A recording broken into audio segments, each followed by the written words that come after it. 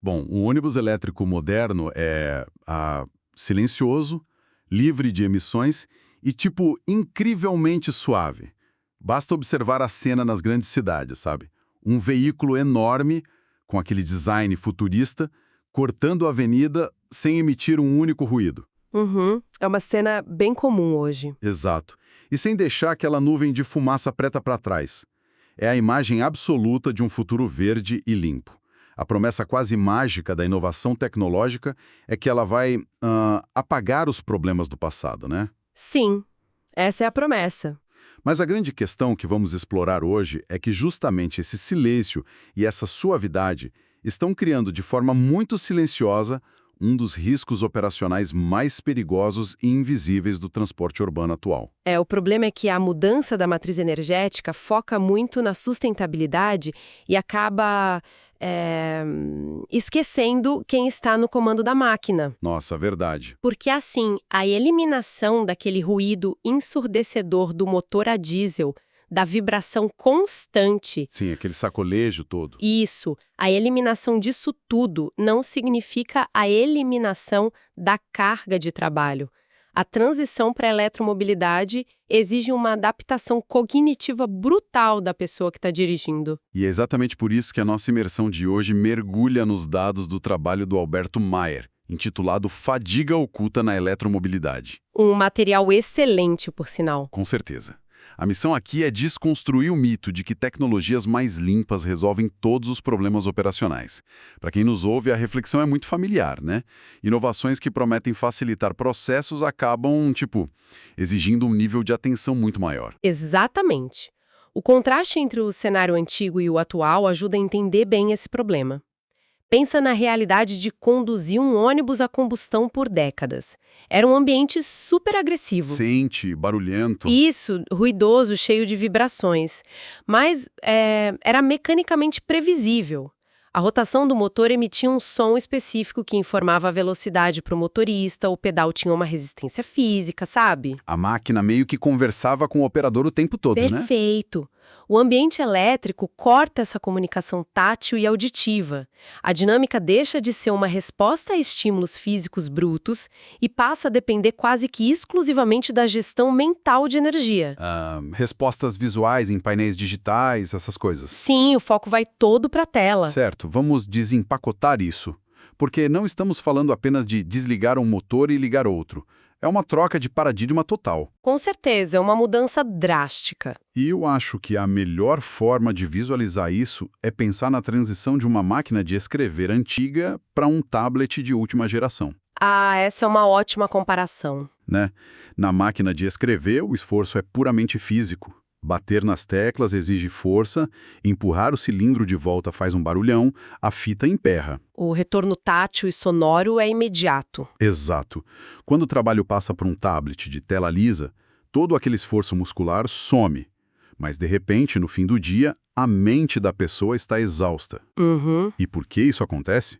Porque ela precisa monitorar a porcentagem da bateria o tempo todo, ajustar o brilho para não descarregar, prestar atenção a comandos ultrassensíveis na tela que não dão nenhum clique físico. O desgaste deixa de ser nos músculos e vai direto para a mente. O que é fascinante aqui é como o cérebro interpreta essa falta de resistência física. Como assim? A ausência dessa briga com a máquina gera o que se chama de falsa sensação de controle. Como o ambiente do ônibus elétrico é absurdamente estável e sem trepidações, o sistema nervoso humano entende que o perigo passou. Nossa, ele relaxa então. Exatamente. O cérebro precisa de um nível constante de estímulos sensoriais para manter o estado de alerta.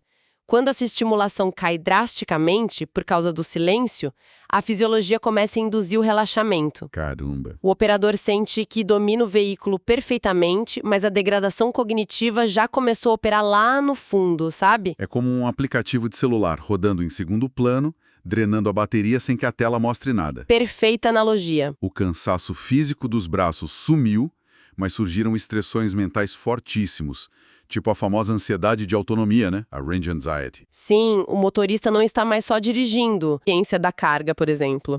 Por exaustão mental. E adiciona a isso a frenagem regenerativa. O lance do freio motor elétrico. Isso. No veículo a combustão, tirar o pé do acelerador significa que o ônibus vai rolar solto. No elétrico, soltar o acelerador ativa o sistema que freia o veículo para recarregar a bateria. Então exige uma modulação contínua, né? Milimétrica. A perna não descansa, a mente não descansa. A carga mental opera muito perto do limite, enquanto o corpo físico não emite os sinais de exaustão clássicos, como suor ou dor muscular. Cria um abismo entre o que a pessoa acha que consegue fazer e a real capacidade de reação dela. Exatamente. Então temos um motorista que, devido a essa monotonia e ao excesso de cálculos mentais, não percebe que a própria cognição está derretendo. É assustador quando você para pensar. Muito. Mas como é possível medir o que não se vê? Como a indústria identifica esse esgotamento antes de uma colisão acontecer? O artigo menciona uma ferramenta chamada Escala de Sonolência de Karolinska, o KSS. Sim, o padrão ouro para medir isso. Mas como isso funciona na prática? Tipo, os motoristas dirigem com sensores colados na cabeça na rua? Bom, em testes de laboratório e simuladores, sim. Ah, entendi. A validação do KSS é feita cruzando o que a pessoa relata com indicadores neurofisiológicos reais. Tipo eletroencefalogramas? Exato, eles medem as ondas cerebrais alfa e teta. Mas na operação diária nas ruas, a escala é usada para treinar o olhar clínico da gestão e o autoconhecimento do condutor. Para eles mesmos perceberem os sintomas. Isso, os sintomas físicos que antecedem o que chamamos de microssonos. Espera, microssonos? O que é isso? É um evento assustador. Dura frações de segundo onde o cérebro simplesmente apaga. Apaga totalmente. Sim, os olhos da pessoa podem até estar abertos, mas o nervo óptico para de enviar informações para o córtex visual. Caramba, ela está tecnicamente cega, então. Cega e inconsciente, mesmo parecendo acordada. Nossa, isso é muito perigoso. O texto diz que a escala KSS vai de 1 a 9, certo? Isso mesmo. Do nível 1 ao 5, o estado é considerado seguro e alerta. Nos níveis 6 e 7, começa a degradação grave. E os níveis 8 e 9 já são zonas de risco crítico imediato. E o dado que realmente salta aos olhos nessa análise é que a partir do nível 7, que é uma sonolência moderada, o tempo de reação de uma pessoa aumenta entre 30% e 50%. É uma lentidão brutal. Muito! Atrasar uma reação em 50% num veículo pesado a 60 km por hora significa percorrer dezenas de metros a mais antes do freio ser sequer tocado. A latência do sistema nervoso aumenta drasticamente, sabe? O cérebro demora mais para registrar um obstáculo visual. Fica tudo lento. Sim, demora mais para tomar a decisão executiva de frear e o impulso elétrico demora mais para viajar da espinha dorsal até a perna. É aqui que a coisa fica realmente interessante, porque se cruzarmos essa letargia humana de 50% com a engenharia pura de um ônibus elétrico, encontramos o problema do torque instantâneo. O famoso torque. Com um motor a diesel, a latência mecânica da injeção de combustível acaba meio que perdoando um pouco o atraso humano. Leva 1 ou 2 segundos para o motor encher e a força chegar às rodas. Exato. Mas no motor elétrico não existe latência. A energia viaja da bateria para as rodas na velocidade da luz.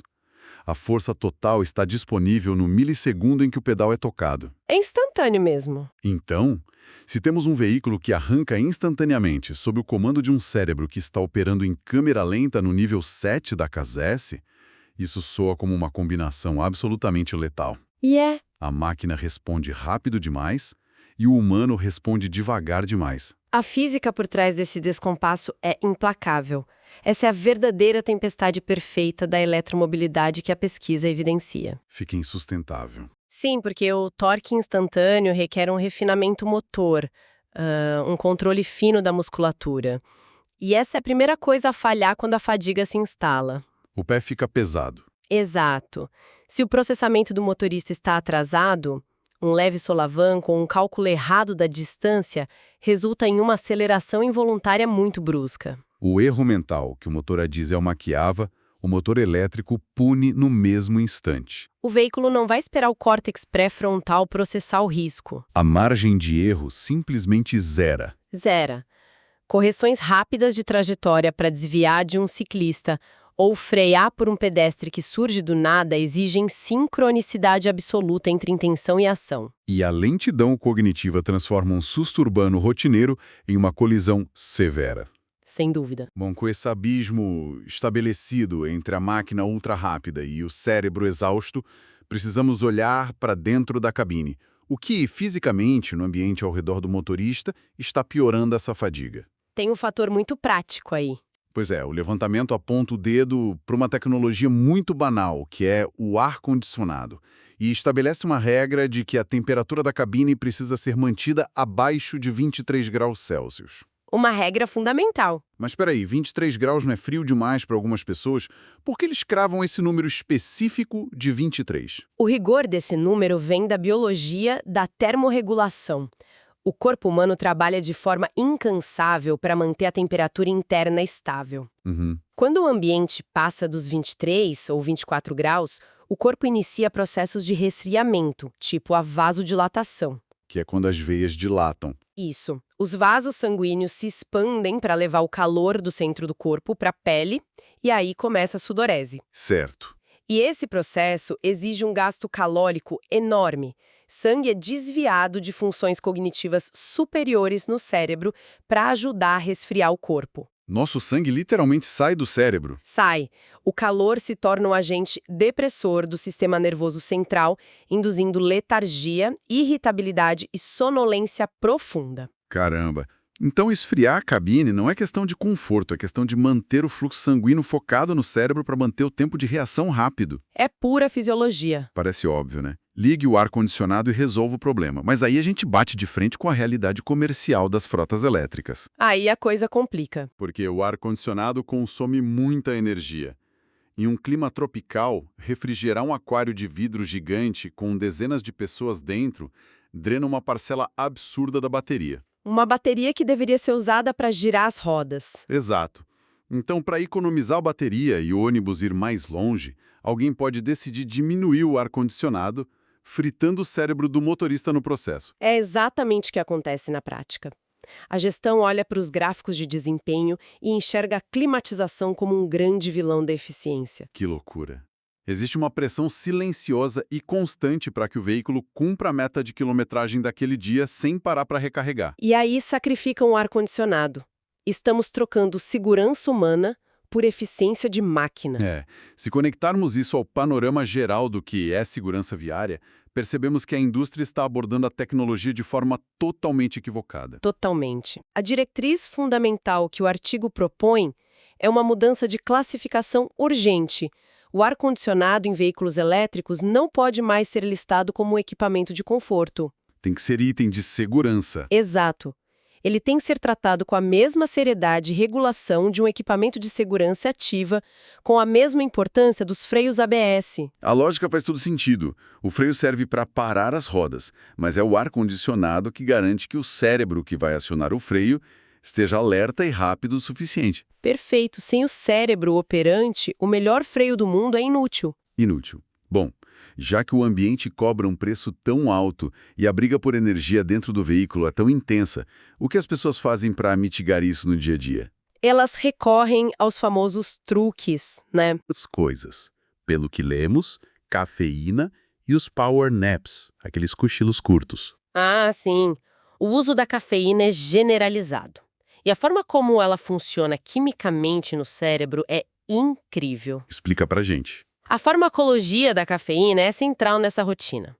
Ao longo das horas em que estamos acordados, o nosso metabolismo gera um subproduto químico chamado adenosina. Adenosina, certo. Essa substância se encaixa em receptores específicos no cérebro e serve como um medidor da pressão do sono. Quanto mais adenosina acumula, mais forte é o sinal de que o corpo precisa dormir. E onde a cafeína entra nisso? A cafeína é estruturalmente muito semelhante à adenosina. Ela consegue invadir esses receptores e bloqueá-los. Ah, entendi. Ela impede que a adenosina se conecte. Ou seja, a cafeína coloca uma venda nos olhos do cérebro. É uma ótima forma de colocar.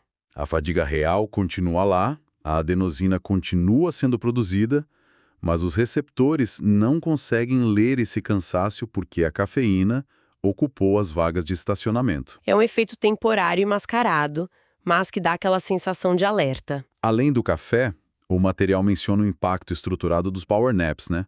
Aquelas pausas de 10 a 30 minutos. Isso, com um ponto ideal entre 15 e 25 minutos, geralmente após o almoço, e evitando passar das 3 ou 4 da tarde. Tem até estudos da NASA sobre isso, mostrando um aumento de alerta na casa dos 50% após esses cochilos. Sim, e o limite de 25 minutos é crucial Por que não dormir mais? para evitar que o operador entre nos estágios mais profundos do ciclo do sono. Se a pessoa acorda no meio do sono profundo, ela sofre da chamada inércia do sono. Acorda grog. Exato, acorda letárgica e confusa, o que piora tudo. Um cochilo curto apenas limpa a adenosina acumulada superficialmente, restaurando a capacidade sem os efeitos colaterais. E aí tem o cruzamento dessas duas técnicas, que gerou algo que ganhou muita atração. O coffee nap, ou o cochilo do café. O protocolo desse é fascinante. A pessoa bebe uma dose forte de café e deita imediatamente para dormir por 20 minutos. Uma corrida bioquímica contra o tempo. Sim, o café leva uns 20 minutos para ser absorvido pelo estômago, cair na corrente sanguínea e chegar ao cérebro. E, durante esse tempo exato de espera, os 20 minutos de sono estão limpando a adenosina dos receptores naturalmente. E aí, quando a pessoa desperta, O cérebro está livre da pressão do sono e a cafeína finalmente chega encontrando todos os receptores vazios. É um truque biológico brilhante. do ponto de vista de mitigação rápida, sim, é uma estratégia potente. Mas espere um pouco. Tomar café não é apenas varrer a sujeira para debaixo do tapete. Como assim? A fadiga ainda está lá. O corpo só não está sentindo, certo?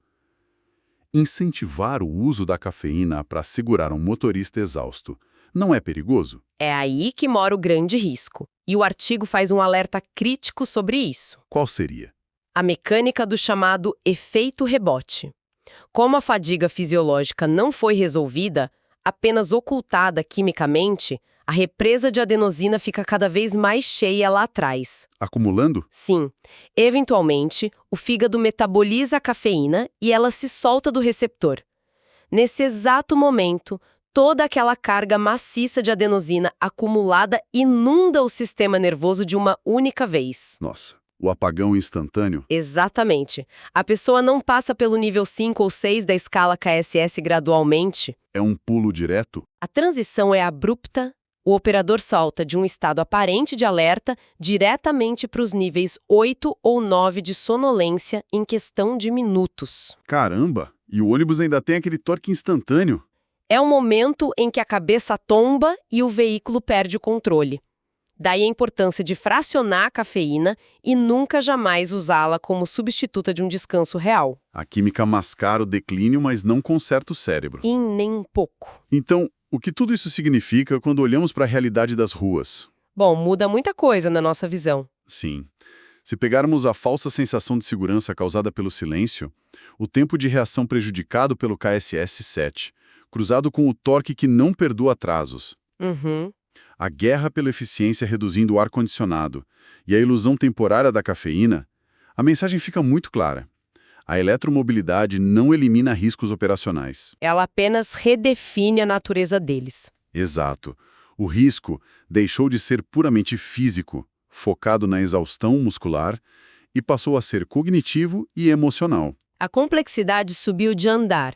A negligência no monitoramento dessa nova fronteira não apenas coloca vidas em risco, mas abre um precedente gigantesco de exposição jurídica para quem gerencia essas frotas. Com certeza. E os dados estão aí. A frase lapidar da análise traduz perfeitamente isso. No fim das contas, não é a bateria de lítio que falha primeiro, é o fator humano. Forte isso. A verdadeira gestão de segurança é manter o motorista apto, não apenas acordado. É um choque de realidade para quem achava que a tecnologia ia nos libertar do estresse. Ignorar o KISS, a temperatura e a gestão de energia é receita para acidentes. Exatamente.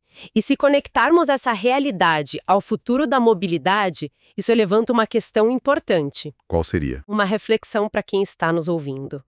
Vimos o quão vulnerável é a atenção humana ao interagir com essas máquinas complexas, a ponto de precisarmos hackear a biologia só para manter tudo nos trilhos. Com os power naps e afins. Isso. Diante dessa fragilidade, a indústria inevitavelmente vai buscar a automação total com inteligência artificial, a remoção completa do humano de trás do volante. Os famosos ônibus autônomos. Sim, mas quando essa frota gerida por IA tomar conta das vias, centenas desses veículos precisarão ser monitorados por pessoas sentadas em salas de controle climatizadas. Longe de qualquer solavanco. Longe de tudo. Se hoje a monotonia sensorial já causa microssonos letais em quem está dentro do veículo, Nossa, verdade. que tipos de fadigas cognitivas ainda mais invisíveis e extremas serão transferidas para os humanos que terão que monitorar dezenas de telas silenciosas simultaneamente, esperando por uma falha de algoritmo que pode nunca acontecer? Ficar olhando para a tela o dia todo. Exato. Será que a revolução tecnológica vai de fato eliminar a exaustão ou será que a fadiga vai apenas mudar de endereço?